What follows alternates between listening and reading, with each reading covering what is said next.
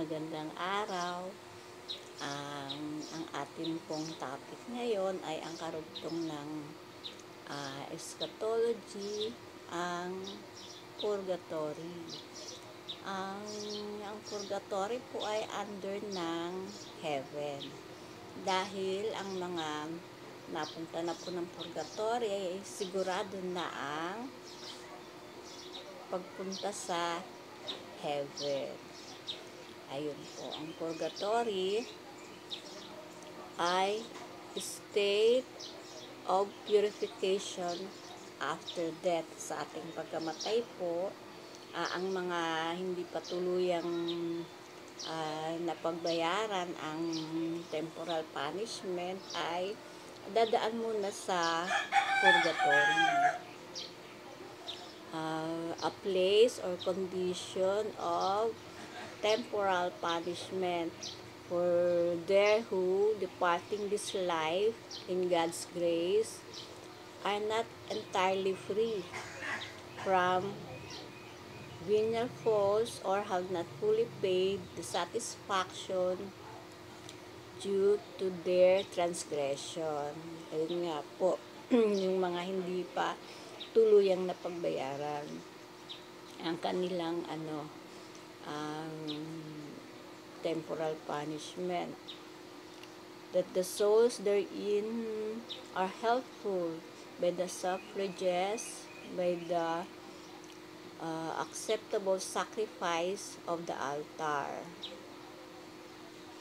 Ayun po, sa ang mga kaluluwa po roon ay maaring makawala sa pamamagitan ng mga panalangin ng mga faithful at sa pamamagitan ng sakripisyo sa altar, so as to achieve the holiness necessary to enter heaven. Para po ma-achieve nila ang kailangang holiness sa heaven. CCC 10:30, all who die in God's grace and friendship but still imperfectly purified are indeed assured of the eternal salvation, but after death they undergo purification so as to achieve the holiness necessary to enter the joy of heaven. Ayun nga po, kung sino man ang namatay sa God's grace, alalahanin po natin ang mga namatay na ito ay ang mga nakapagsisina at nakapangumpisal, at sila ay namatay sa state of grace. Ngayon sa pagkamatay po, meron pang natitira, parang hindi ba po naglalaro ng bola, tapos nabasag yung ng kotse, yung side mirror. So magsusorry po, kahit na nakapag-sorry ay kailangang palitan ang side mirror. So ayun po ang sinasabing natitirang temporal punishment. CCC 10:31, the church gives the name purgatory to this final purification of the elect, which is entirely different from the punishment of the damned. So ang mga parusa pong ito ay hindi katulad ng sa mga nasa impyerno, dahil ang mga kaluluwa po dito, ang kanilang paghihirap ay pansamantala lamang, hindi katulad ng sa impyerno na eternal ang kanilang parusa. CCC 10:32, the teaching is also based in the practice of prayer for the dead, already mentioned in scriptures. Therefore, Judas Maccabeus made atonement for the dead that they might be delivered from sin from the beginning. The Church has honored the memory of the dead and offered prayers in suffrage for the above in suffrage for them above all the Eucharistic sacrifice, so that thus purified they may attain the beatific vision of God. The Church also commands almsgiving, indulgences, and works of penance undertakes on behalf of the dead. So, ayun nga po, noon bang mga unang panahon ay ipinapanalangin na nila ang mga yumao. Nag-aalay na sila tulad ng ginawa ni Judas Maccabeus nung mamatay ang mga sundalo, na nakita niya na mayroong sa loob, mga agimat sa loob ng kanilang mga damit na na panglaban. Ipinarangin sila ni Judas Maccabeus. At noong pang-una nga, pinapanalangin na nila at ibinigay ng simbahan ang almsgiving, indulgences at works of penance para sa mga yumao. Meron tayong dalawang klase ng kasalanan, ang isang mortal sin at ang venial sin. Ang mortal sin casts the sinner off from God's sanctifying grace until it is repented, usually in confession with a priest. So, ang mortal sin po ay napuputol, nawawala ang sanctifying grace. Unless na hanggat hindi siya nakakapagsisi at nakapangumpisal, usually po sa pari. A person who dies unrepentant of the commission of mortal sin is believed to descend immediately to hell, where they suffer the separation from God that they chose in life. So, kung isang tao po namatay sa mortal sin, pinaniniwalaan po na siya ay madidiretso ng impyerno. Kung saan doon siya ay magdurusa ng separation sa God dahil yun ang kanyang binili. Dahil panay yung paalala ng simbahan na magsisi. May mga severe po na mortal sin na naging dahilan ng pagtitiwalag. Ang una po, yung apostasy, yung pagtalikod sa pananampalataya. So, ito po yung diba, yung iba mga nag-born again, nag-iglesia ni Cristo, yung mga lumipat po, apostasy po yun. So, ang mga ganon, di ba po, nangungumpisal, tapos pagkatapos mangumpisal, magpo-profession of faith upang makabalik sila sa simbahan. Yung mga nabinyagan po, mga dating nabinyagan at tumalikod, ayun, kailangan nilang mag-profession of faith, kausapin yung pari at mangumpisal bago sila makabalik. Ang isa po ay ang desecration of the elements of the Eucharist, ang sacrilege. So, kung may sacrilege po ay automatic meron na siyang excommunication. So, naman po ito, maibabalik naman po ito sa pangungumpisal at ang bukal ng pusong pagsisisi. Meron naman pong venial sin. Ang venial sin po, yung mga maliliit na kasalanan, generally involves a less serious action often committed with a lack of awareness or wrongdoing. So ito po yung mga ginawa yung kasalanan na hindi naman nila alam na iyon ay kasalanan. So, nagiging venial sin lamang po. It is not weakens the sinner's union with God. It is not a deliberate turning away from Him, and so does not fully block the inflow of sanctifying grace. So dahil po, dahil sa maliit na kasalanan, humihina ang kanyang union with God, pero hindi totaling nabablock ang kanyang sanctifying grace. So meron pang sanctifying grace. Ito po, ang venial sin naman po ay napapatawad sa yun po sa banal na misa, at saka di ba po sa banal na misa, yung inaamin ko sa makapangyarihang Diyos na ako'y nagkasala sa isip, sa salita at sa gawa. So doon po napapatawad ang ating mga venial sin. At yun po, minsan yung iba ikinukumpisal din, at sa pag-act of contrition, sa pagdadasal ng act of contrition, napapatawad na po ang venial sins.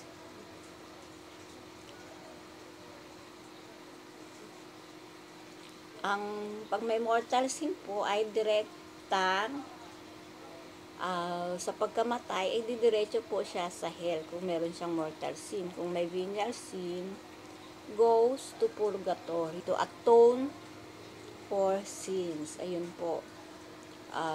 Yung kung may mortal sin, namatay na may mortal sin, diretso sa hell. Kung namatay po na may venial sin,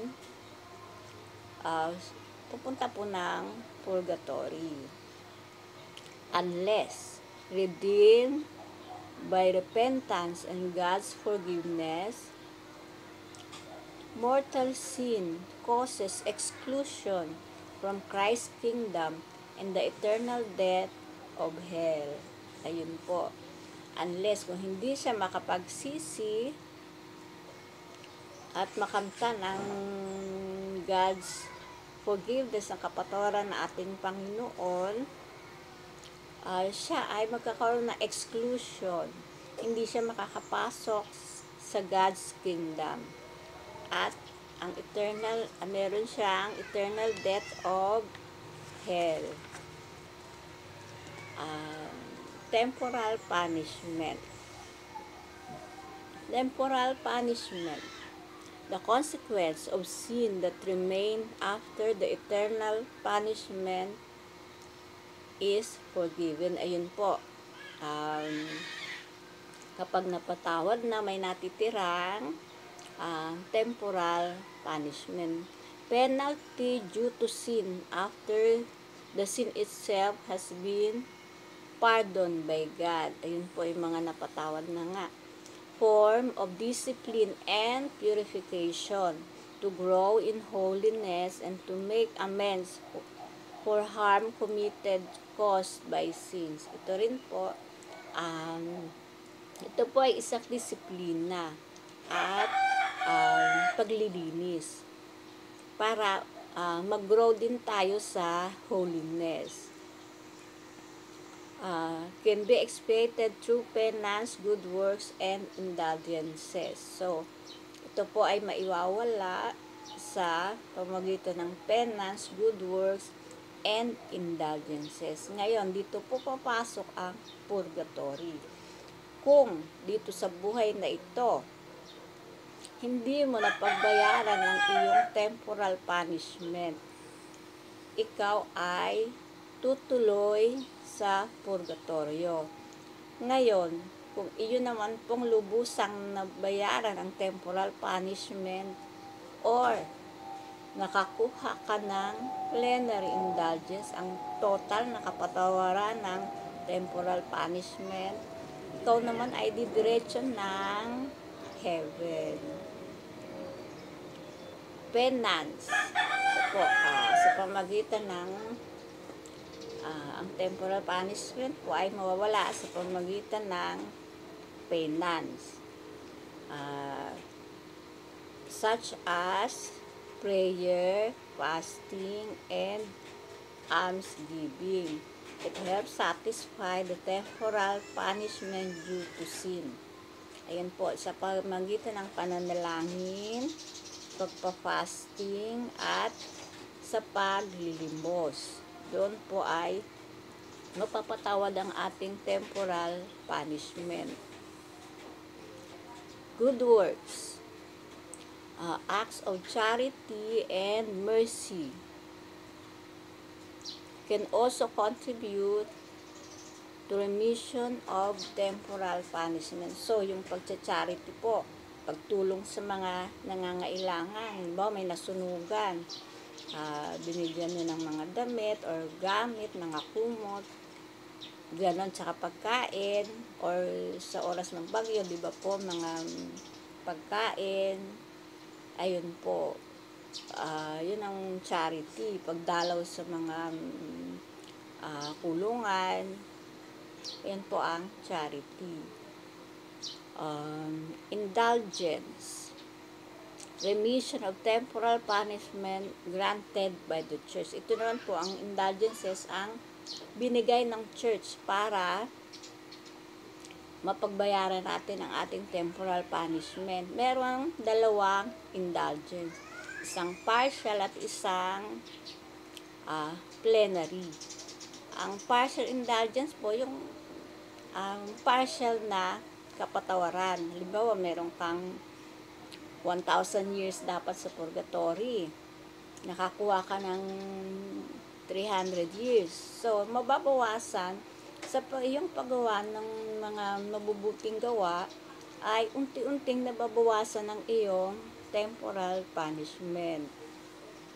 Ang plenary indulgence naman po ang full remission of temporal punishment. Ang total, pag namatay ka nga daw po nito at nakakuha ka ng plenary indulgence, ay didiretso ka sa heaven.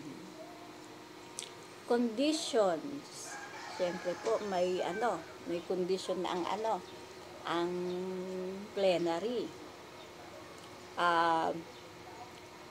Be in a state of grace. Kailangan nasa state of grace.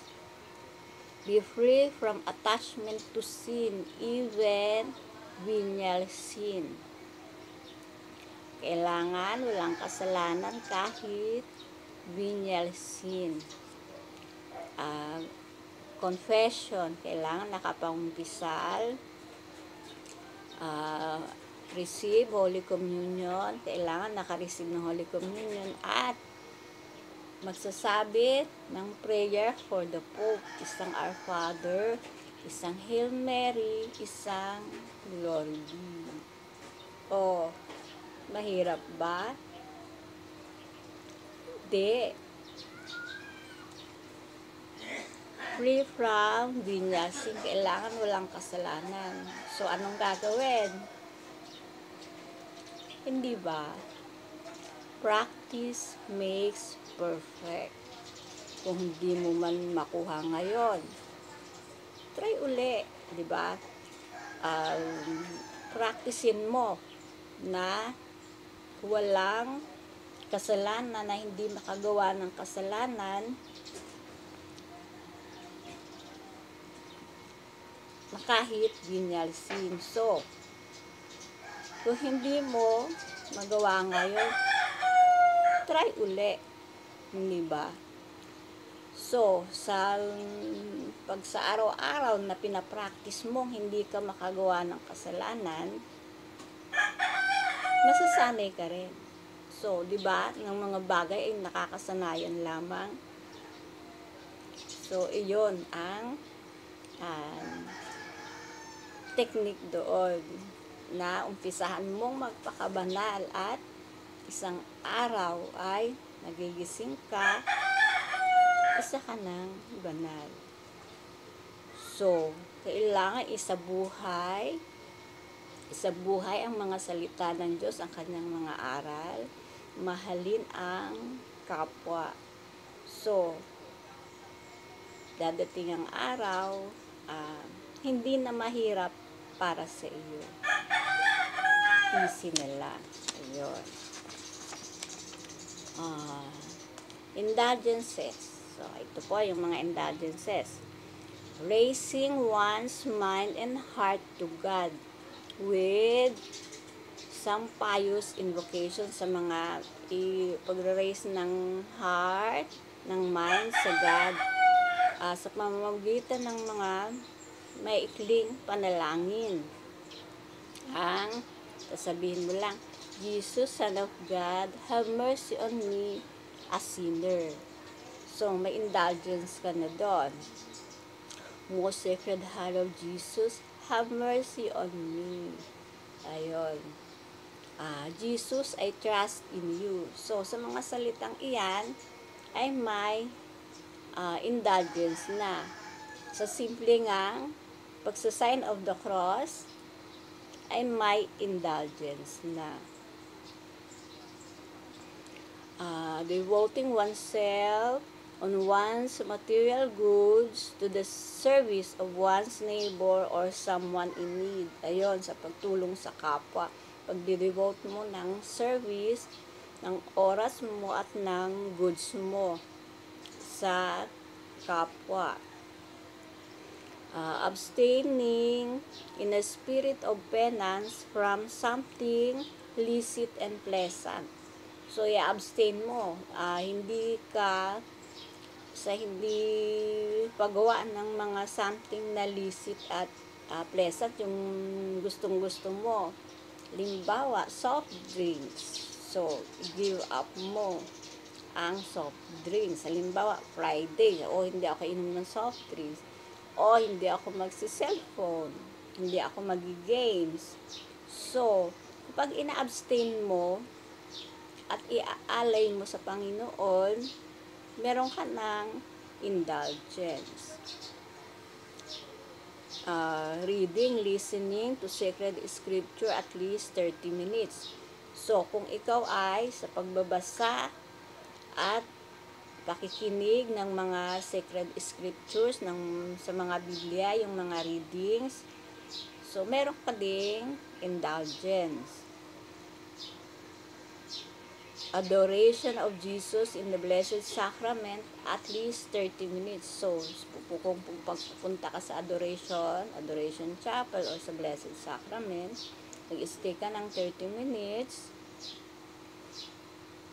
meron ka ng indulgence. Doing Station of the Cross at recitation of the Holy Rosary. So, sa pag-Holy Rosary, merong indulgence. Plenary indulgence may also be gained in special occasions. So, plenary indulgence ay magkukuha sa mga special occasions. Receiving even by radio or TV the blessing of the Pope, Urbi et Orbi. Ang Urbi et Orbi po ay yung pag-bless ni Pope Francis, di ba? Yung sa pakikinig, sa radyo, sa TV. So, di ba po ganun ka-effective ang ating Pope? So, sa pakikinig lamang ng Urbi at Orbi ay plenary indulgence. Pero kailangan nasa state of grace, ha? Kailan may Urbi at Orbi? Tuwing Easter, tuwing Christmas, at kapag may bagong Pope. So, yon. Kaya nga, pag inaabangan ko ang Urbi et Orbi, na kahit radyo lang na napakinggan mo, plenary indulgence. Participating in such celebrations, o sa pag-participate sa mga celebrations na World Day of Prayer for Vocations, World Youth Day, Week of Prayer for Christian Unity, taking part in for at least 3 days in spiritual retreat. So, yung may mga retreat po na mga tagti 3 days, meron po yung plenary indulgence. Receiving apostolic blessing that a priest impart when the sacraments are given at danger of death. Viaticum. So, halimbawa, mamamatay na at hindi pa rin nakuha ang temporal punishment. So, sa pagtawag ng pare at pag-receive ng viaticum, ang sacrament for the departing. So, plenary indulgence. Meron pong plenary indulgence ang papanaw. Indulgences do not forgive sins, but deal only with punishments left after sins have been forgiven. Ang mga indulgence ay hindi nagpapatawad ng kasalanan, kundi yun lamang pong mga temporal punishment. Ayun. Dito po tayo kay Saint Mary Magdalene de Pasi. Ito po English, pero diretso ko ng Tagalog. Medyo mabagal lang ang transmission. Ito po habang nagdadasal si Saint Mary Magdalene de Pasi, ay nagkaroon siya ng ecstasy. At nakita niya ang pits of purgatory. Nakita niya yung mga hukay ng purgatorio ay nagbukas sa kanyang harapan. Nasa garden siya, nananalangin. Napagnilay-nilayan niya ang suffering, ang pagdurusa ng mga kahabag-habag na kaluluwa. Siya ay umiyak.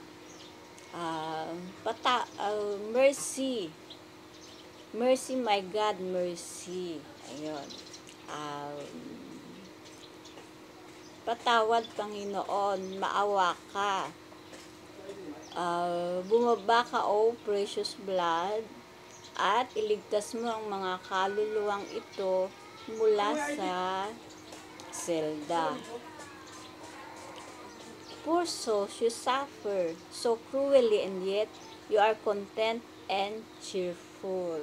So, ang mga poor souls sa purgatory, sabi niya, bakit kayo masaya at kontento habang kayo'y nagdurusa? O bakit? Kasi sila ay didiretso ng heaven. Kapag napagbayaran nila ang pagdurusang ito, sila ay assured na didiretso ng heaven. Ang isa nga daw, kaisa-isa nga lang daw ang labasan sa purgatory, at iyon ay ang papunta sa heaven. Souls making retribution for sinning out of ignorance. Ito yung mga souls na nagkasala out of ignorance, yung mga hindi nila alam na ito ay kasalanan. Siya ay dinala ng anghel sa isang merciful level ng purgatory. Ang place, ang lugar na itinakda para sa mga simpleng kaluluwa.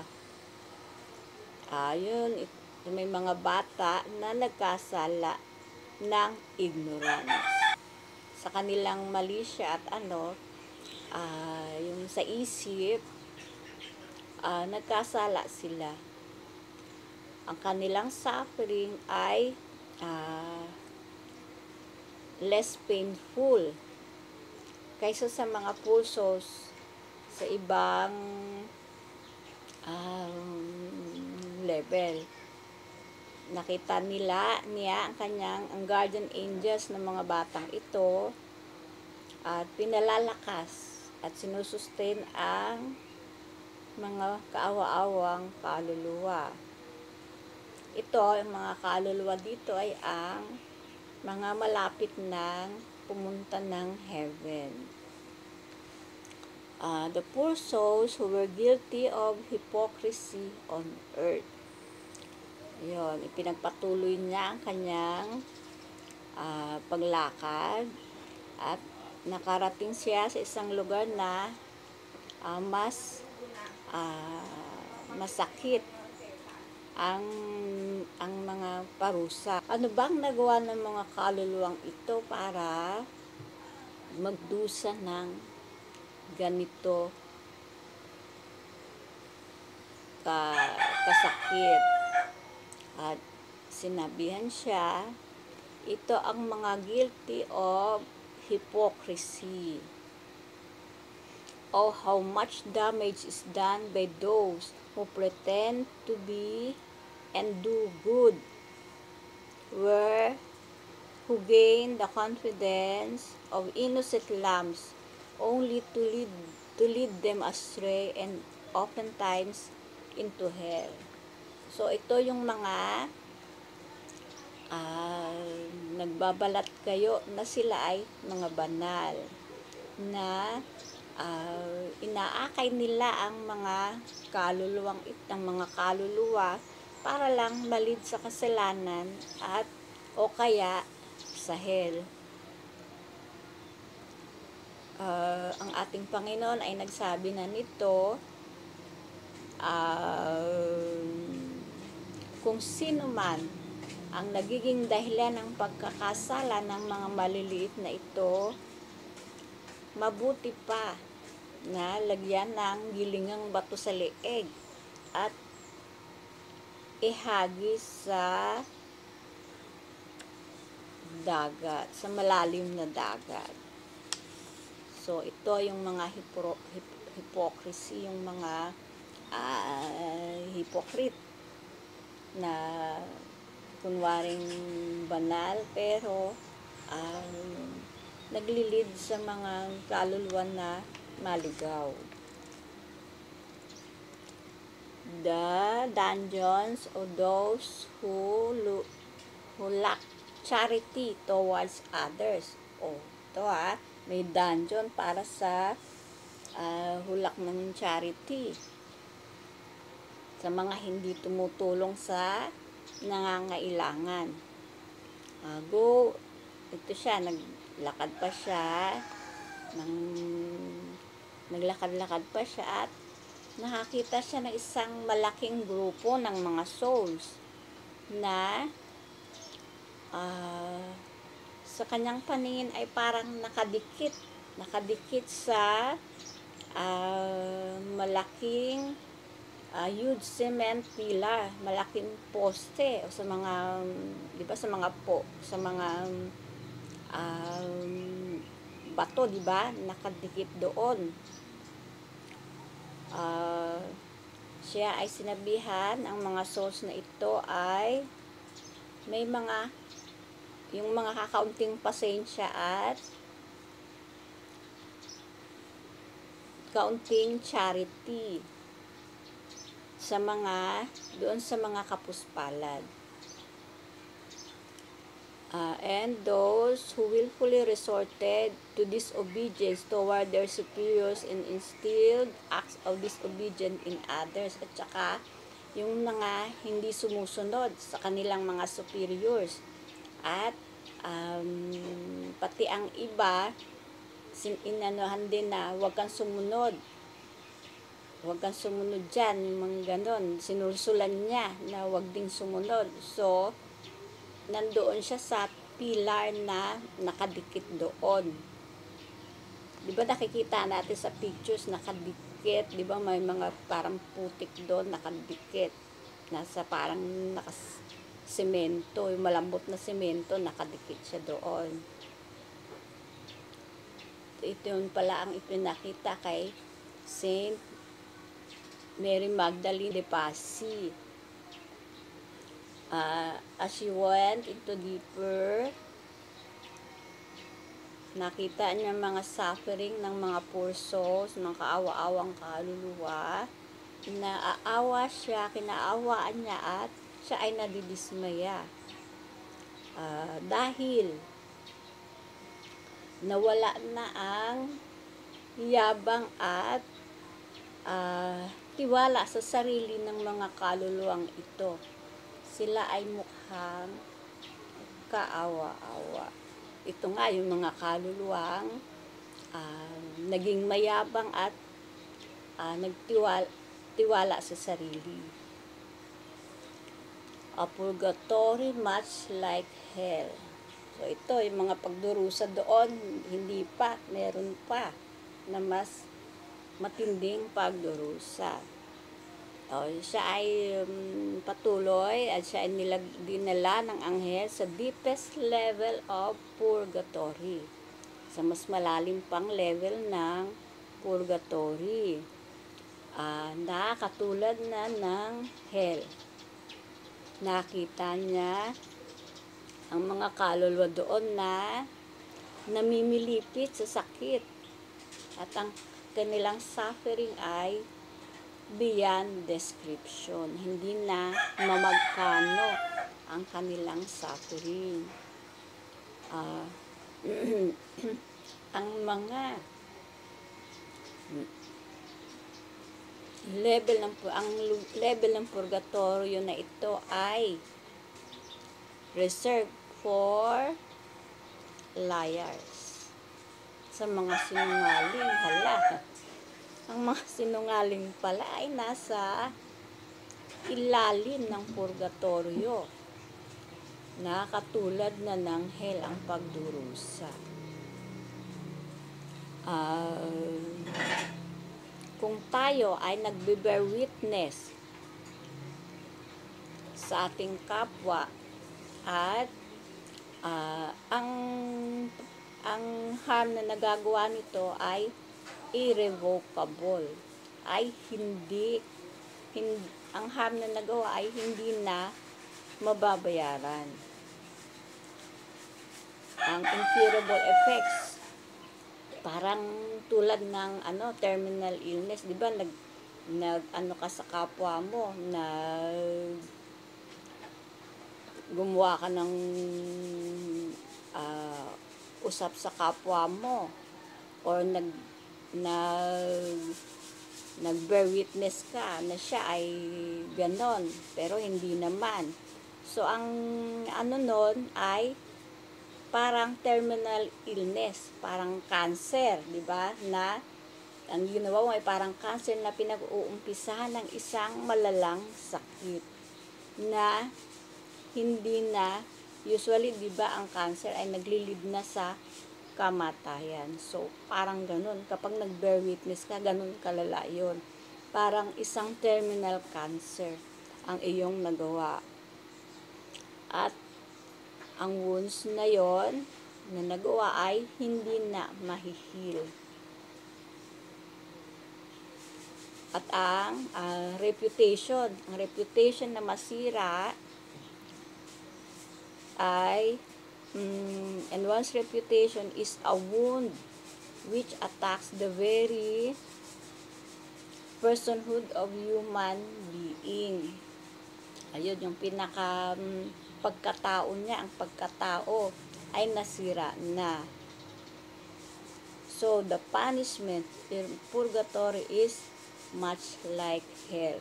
So, dahil sa mga nasira na yon, ang pagkatao, ang reputasyon, ay hindi mo na maibalik. Although the souls have been confessed, nakapag-kumpisal, kamit ang absolution, ang damage ay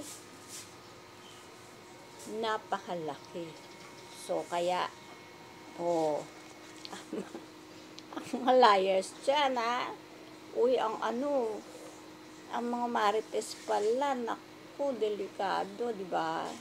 So, alam na natin, ang pagsira sa kapwa ay napakalaking kasalanan. Souls who sin through weakness. Ito sa mga kahinaan naman. Meron pa siya na ano niya ang next dungeon. She was told, ang mga souls naman dito ay nagkasala through weakness. Sila ay nasa separate na dungeons against dun sa yung sa ignorance, 'di ba? Yung unang dungeon ay yung nagkasala dahil sa ignorance na hindi nila alam. Ito naman ay alam nila na ito ay kasalanan pero ginawa pa nila. So mas dito, mas masakit. Frantic flames leaking at the already scorched souls. So, yung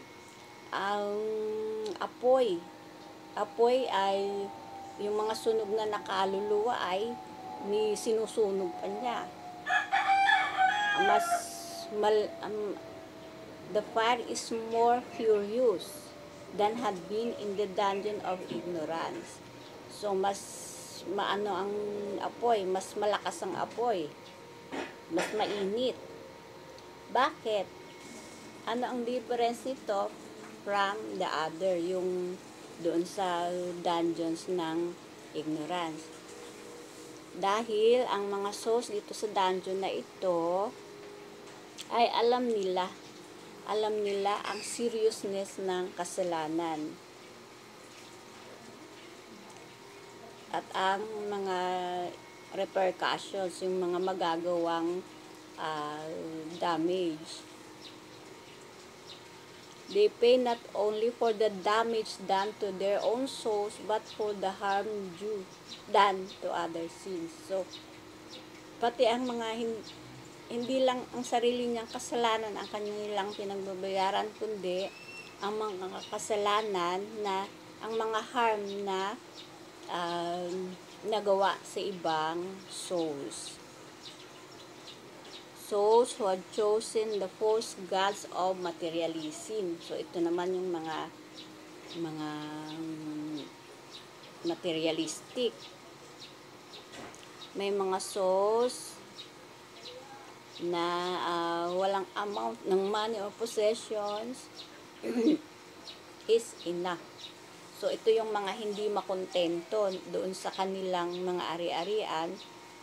Naghahangad pa sila ng labis. Their possessions became the keepers and they are the slaves. Sila ang naging alipin ng kanilang kayamanan. Nakita niya yung kanilang mga pagkabulag at pagkagahaman in those here who had spent every waking moment seeking and trying to hold on to possessions that would assuredly perish. Mas hinangad nila ang mga bagay na mawawala, instead of striving to attain those which would most assuredly guarantee everlasting life. Hinangad nila ang bagay na nawawala sa halip na ang mga bagay na makakakamit ng everlasting life, ng buhay na walang hanggan. Dito tayo kay Saint Francis of Rome.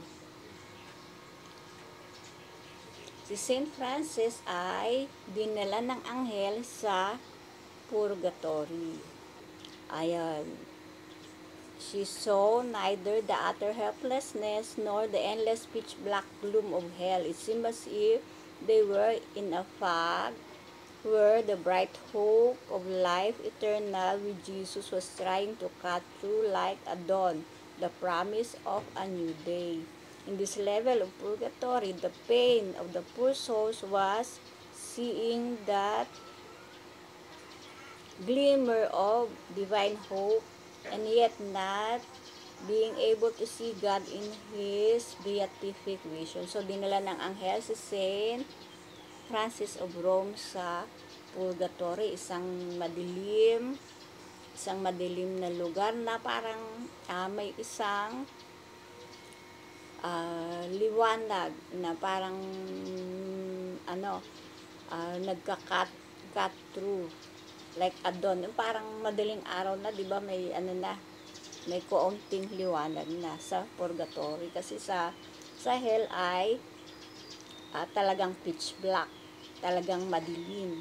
Dito sa purgatory ay parang ang liwanag ay parang madaling araw. At sinabi niya na ang purgatory ay may 3 distinct levels. Ang isang level ay beneath sa other, so magkakapatong. The souls consigned to a level based in the seriousness of the offense and the death home. The deeper they are interred, the longer the time before their delivery. So, depende ang sa seriousness ng offense. Yung mga level na yun, the lowest, the middle, at saka yung sa top. So, nagdidepende sa seriousness ng kasalanang nagawa. Ang ng purgatory, ang levels. The deeper, mas malalim, mas malaki ang pagdurusa. The deepest dungeon of purgatory. So, dito tayo sa pinaka malalim na dungeon ng purgatory. Dinala siya ng anghel sa Saint Francis sa lowest level of purgatory.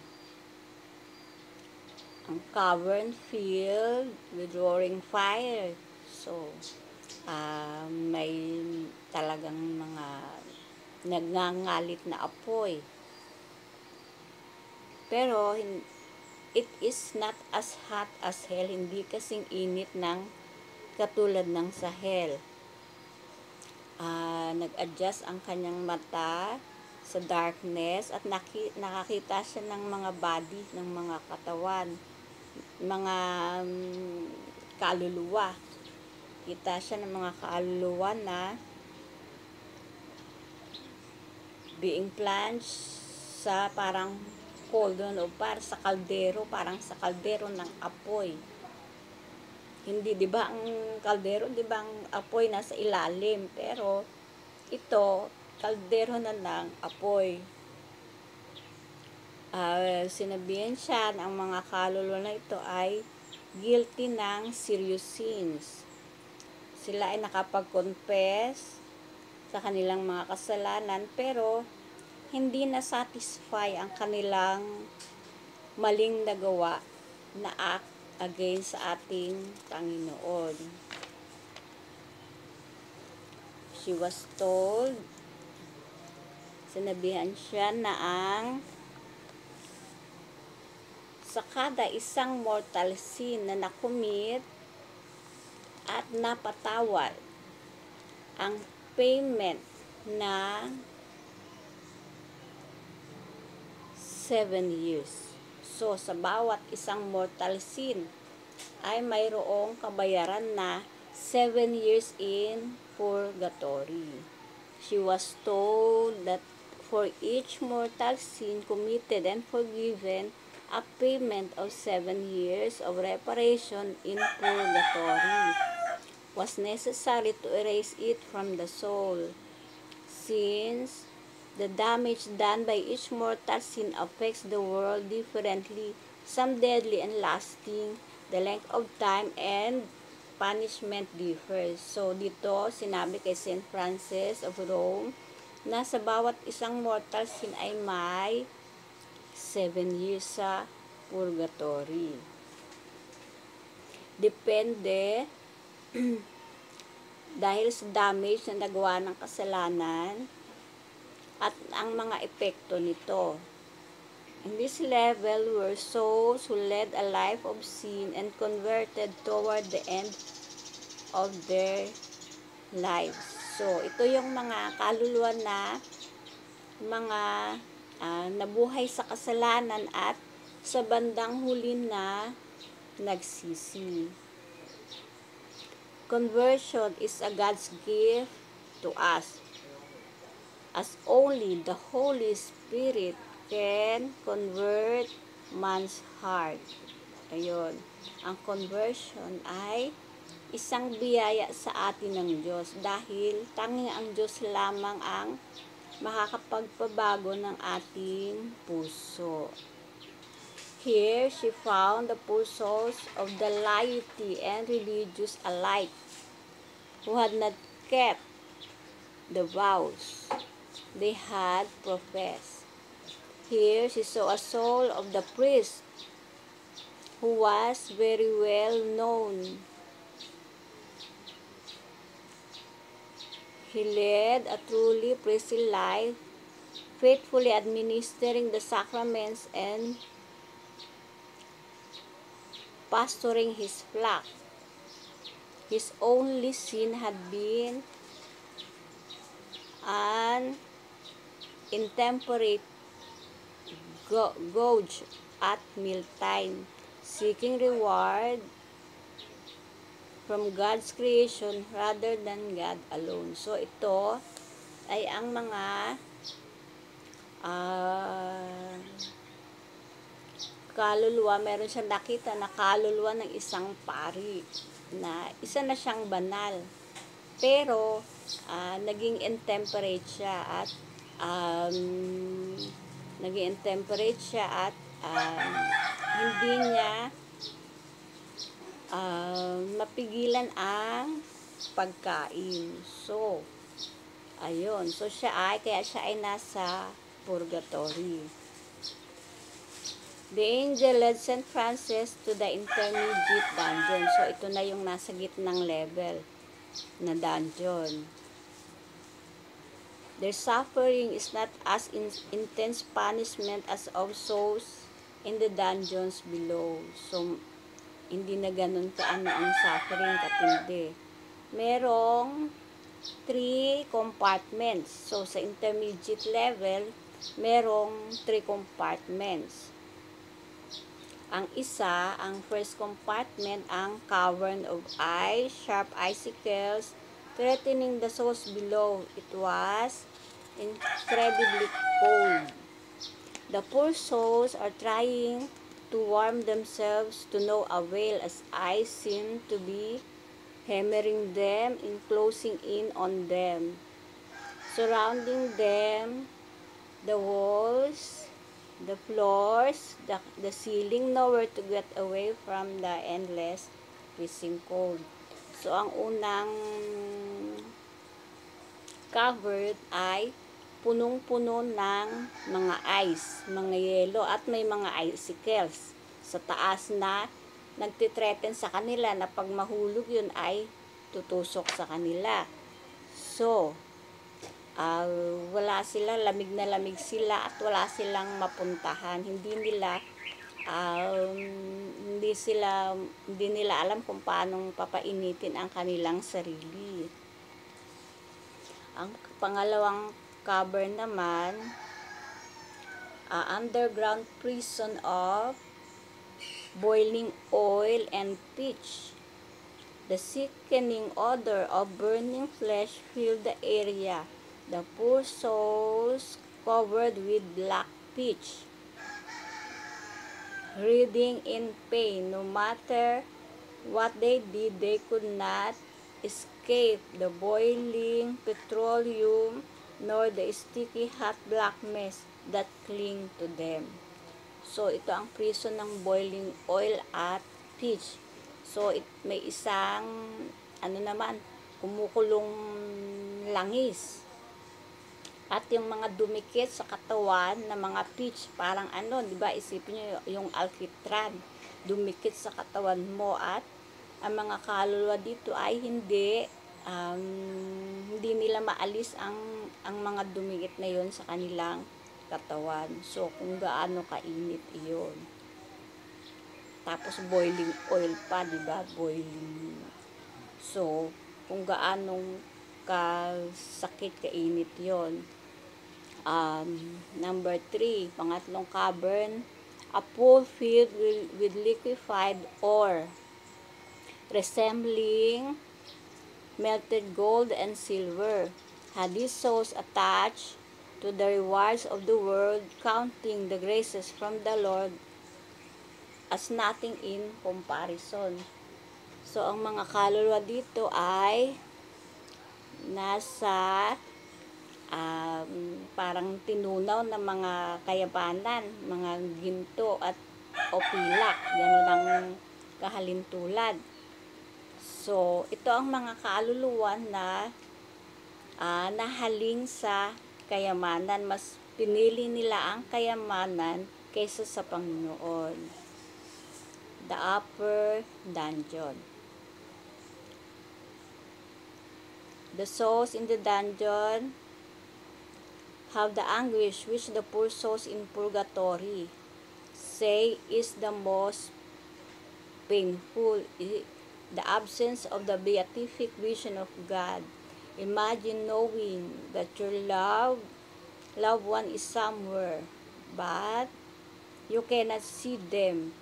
Multiply that by 1,000,000-fold, and you get a small idea of how it must be. So, dito tayo sa upper dungeon. Ito yung nasa highest level na. Ito na yung malapit sa heaven. So, wala nang mga pain. Wala na ng mga pain doon. Pero, ang pinaka-pain ay ang longing kay God. So, ganito pala ang ano dito, ang pagka-longing kay God. I-times mo yung pagka-miss mo sa magulang mo, sa minamahal mo ng 1,000,000 times, at meron kang maliit na idea kung gaano ka nagnanasa sa Panginoon. So, gaano ba iyon? Diba? Pag namimiss mo ay talagang umiiyak ka na. So, lalo pa ito na ita-times mo sa 1,000,000 times. Ganoon katindi ang paghahangad sa Panginoon. Dito naman tayo kay Saint Catherine of Genoa.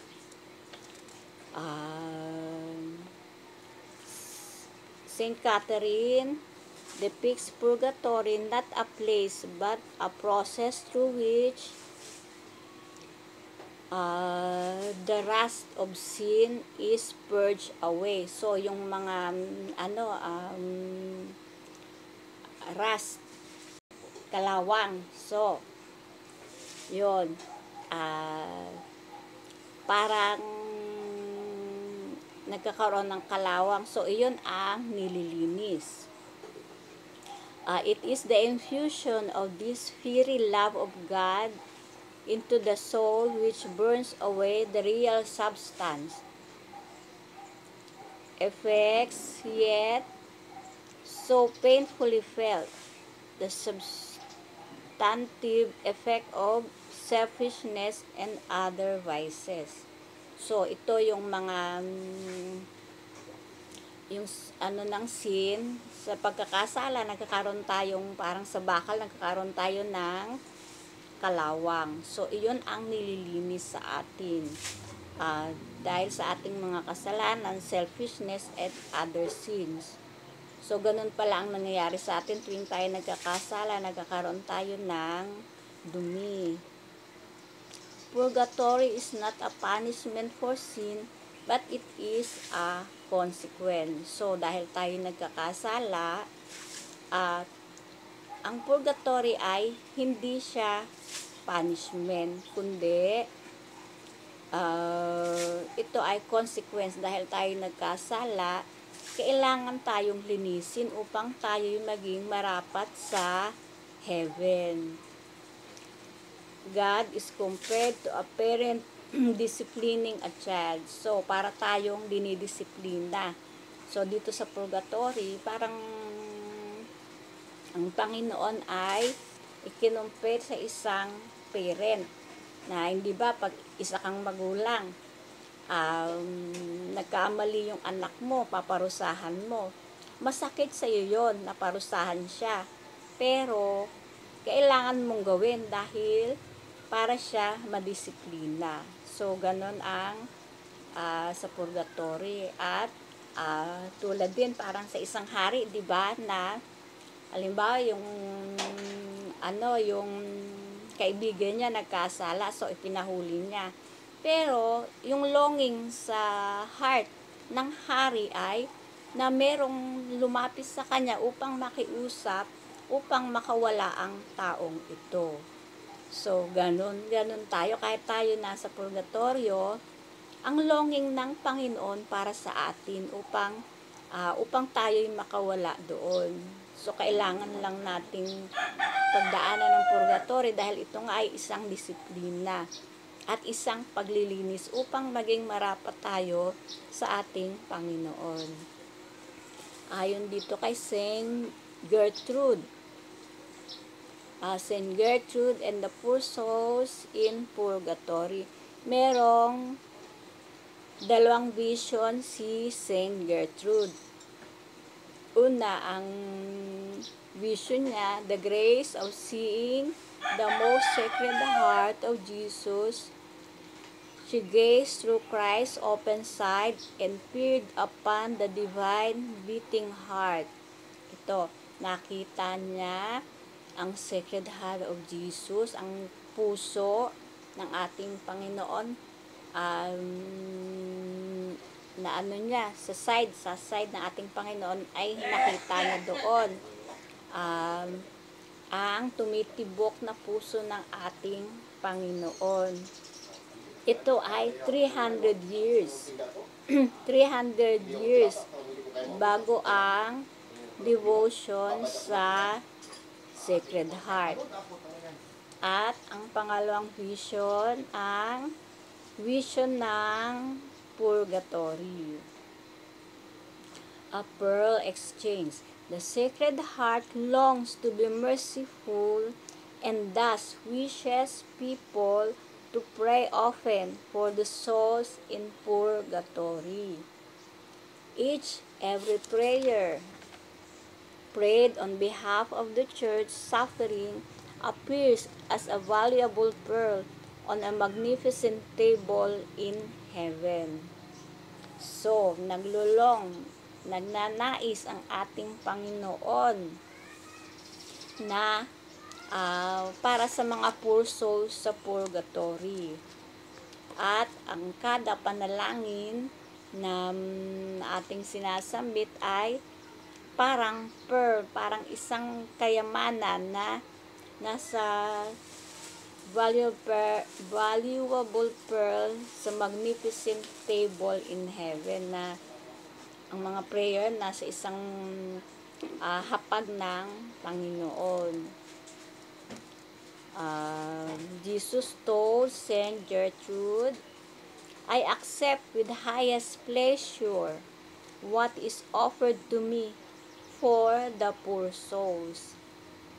For I long inexpressively to have near me those for whom I paid so great a price. By the prayers of thy loving soul, I am induced to free a prisoner from purgatory as often as thou dost move thy tongue to utter a words of prayer. Christ is so eager to be reunited with those souls He saved that even the most minute prayers will do. So, dahil ang ating Panginoon ay nais makapiling ang kanyang mga isinave na pinagbayaran niya ng kanyang buhay. Naghirap siya, pinaghirapan niya na na-save ang mga kaluluwang ito at nagnanais siya na makapiling na sila. So, kaya eager siya, gustong gusto na niyang makasama ang mga kaluluwa. Kaya, kahit sa mga maliliit na prayer, ay he said that even the most minute prayers will do. Kahit, di ba, di ba, yung eternal rest, di ba, minute prayer lang yon.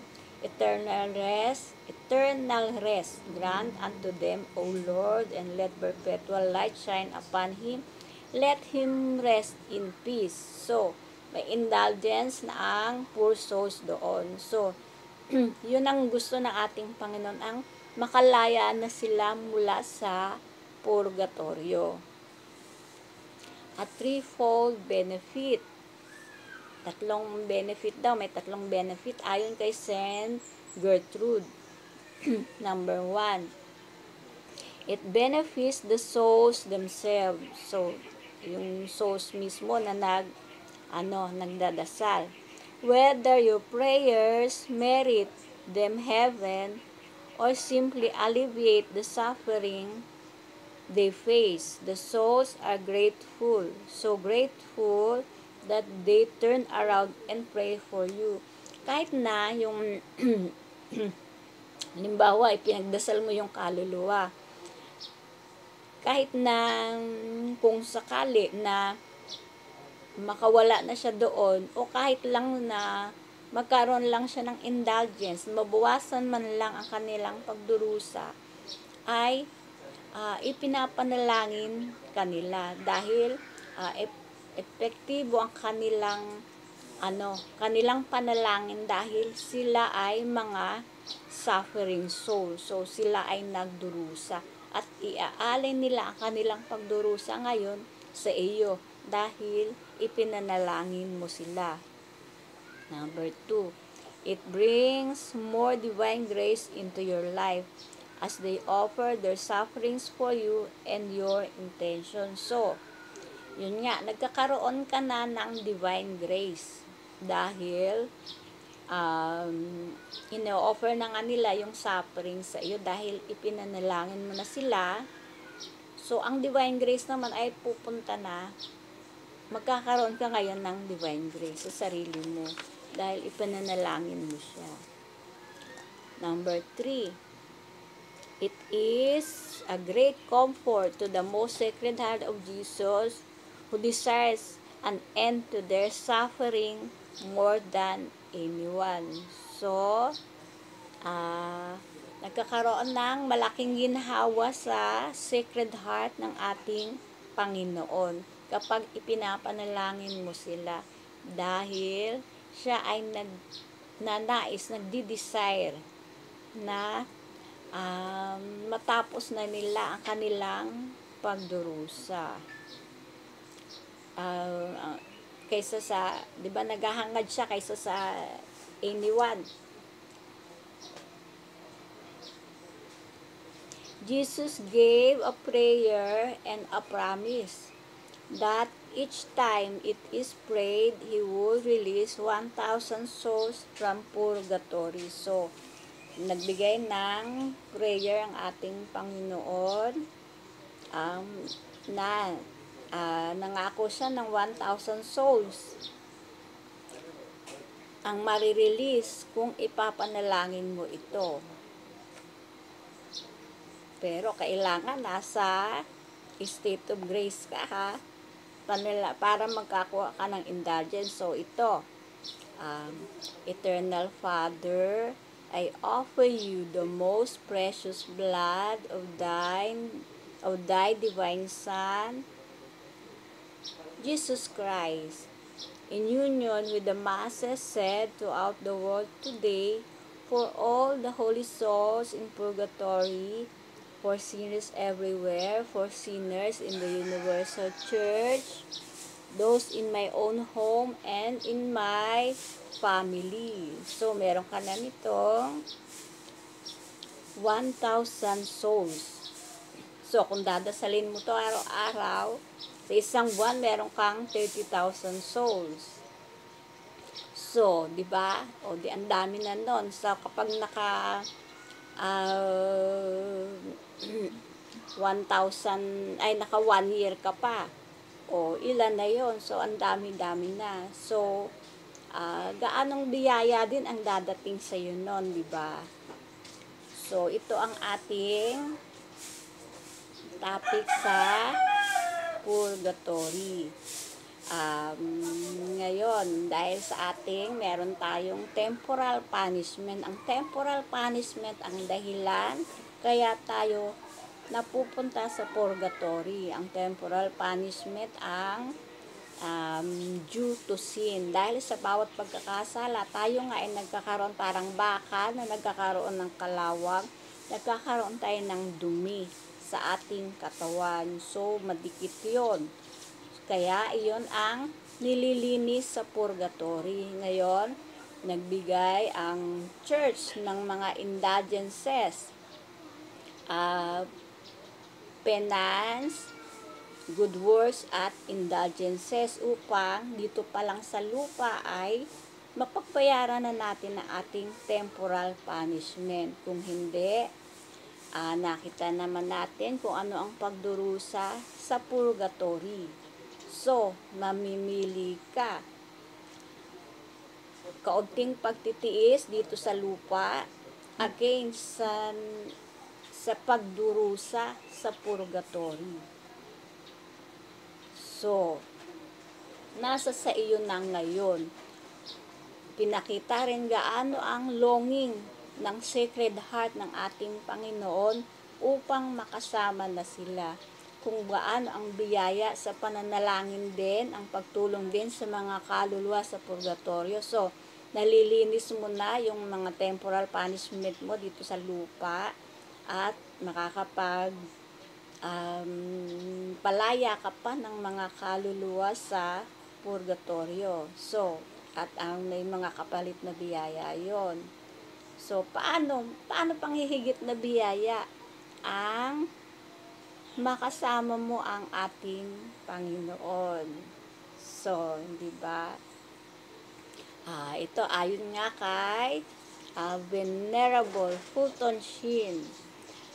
As we enter heaven, we will see them, so many of them coming towards us and thanking us. We will ask who they are, and they will say, "A poor soul you prayed for in purgatory." So, sa wakas ng ating buhay, kung tayo ay mamatay na, makakakita tayong maraming poor souls. So, tatanungin mo, sino ang mga souls na yan? Sila ang mga kaluluwang ipinanalangin mo galing sa purgatorio. So, ayan na lang po ang ating topic ngayon. So, nasa sa inyo na po ang desisyon. Nakalatag na ang lahat. Yan nga ang sinasabi po. Nakalatag na ang lahat. Inibigay na ng ating Panginoon. Nasa sa inyo na lamang ang desisyon. Nasa inyo ang pagkilos para sa ating kaligtasan.